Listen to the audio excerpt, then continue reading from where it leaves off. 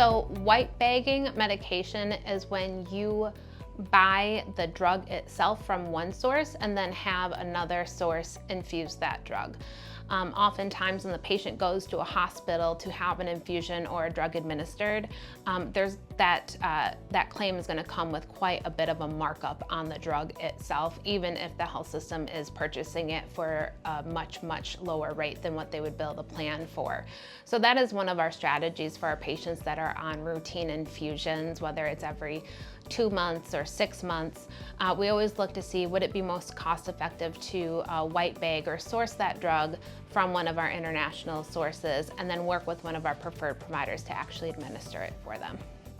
So one of our favorite examples of white bagging medications is for a medication called Ocrevus. So Ocrevus is an every 6-month infusion or injection that is usually administered by a health system, whether it's in the hospital or an outpatient infusion center. But the problem with Ocrevus is that it's very expensive. So the list price on Ocrevus itself is about $44,000, but oftentimes when we see our members going and getting that Ocrevus infusion at Mayo or UW, we actually see a claim come through for about $89,000 to $95,000 for that single infusion.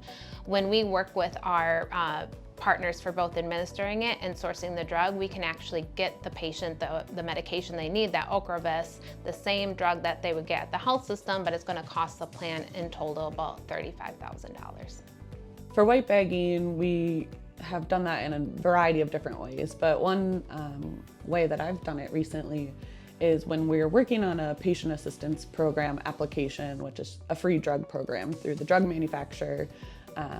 That process is lengthy oftentimes, so in the interim while we're working on that application process, we can white bag a drug and work with our preferred providers, whether it's a direct primary care clinic or an infusion center or whatever it would be. We can get a medication and white bag it while we're waiting on that application process to be approved or denied.